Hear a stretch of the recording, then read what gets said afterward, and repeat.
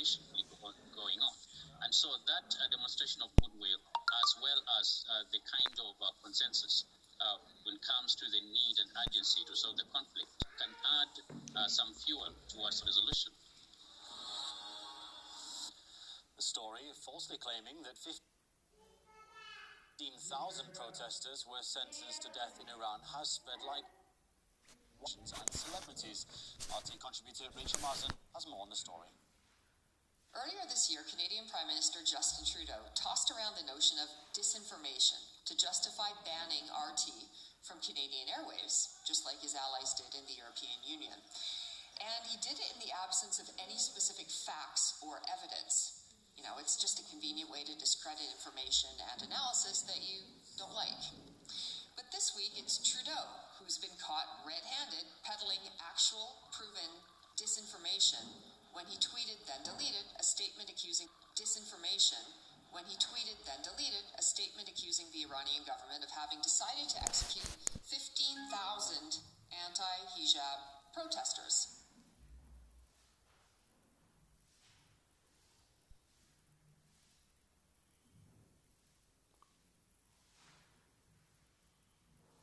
Network issue.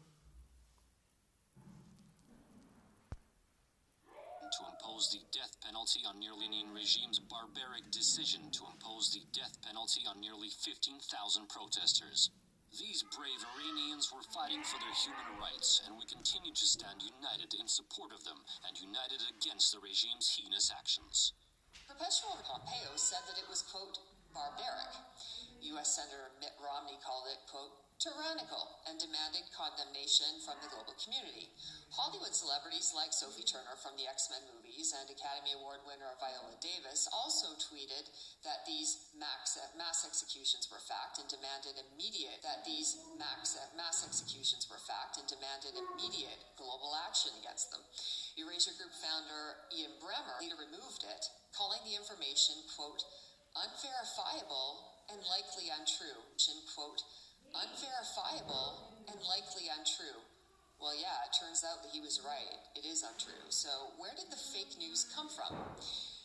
Citing an Iranian parliament vote to put 15,000 protesters to death, except not only was there no such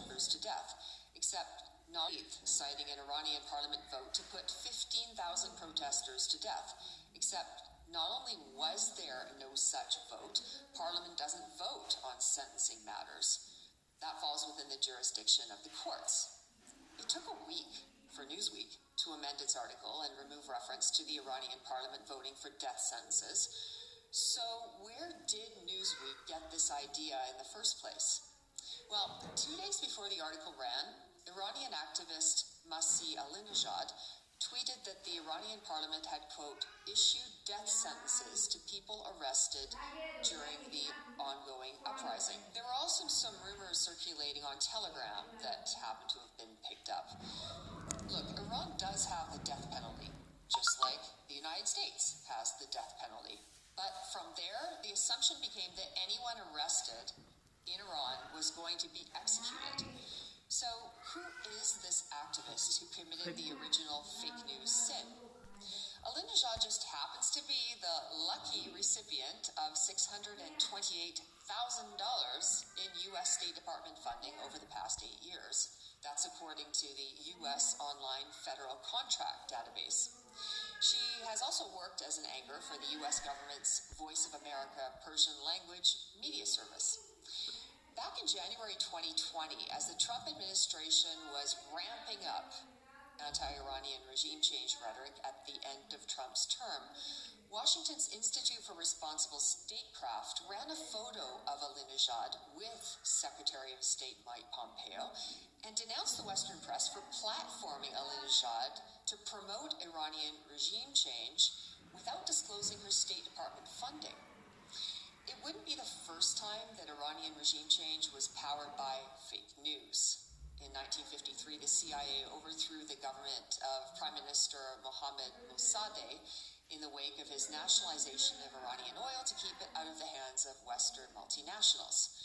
The CIA's Operation Mockingbird, which ran from 1948 to 1976, infiltrated the press to promote disinformation and propaganda that greased the skids for its foreign policy objectives, including in Iran, as declassified documents have since revealed.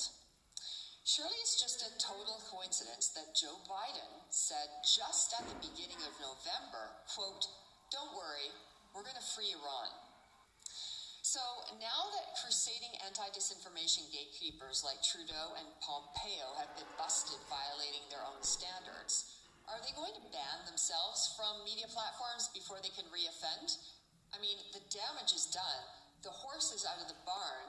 Pandora's box has been opened. You know there's little old ladies out there who saw these things circulating in the press or on Twitter and are telling their coffee clutch at lunch today, you know, this is horrible what they're doing to those 15,000 protesters over there who are fighting against the hijab. We really need to invade Iran. So where's the EU to denounce this disinformation peddling and ban the source like they're so quick to do every single time any Russian official or media says something that contradicts their own narrative? Speaking of which, if Trudeau, Pompeo, and others would so easily spread fake news simply because it suited their narrative, then how credible are they really on anything else? Just imagine the policy decisions that they've adopted based on equally dodgy takes presented to the public as fact.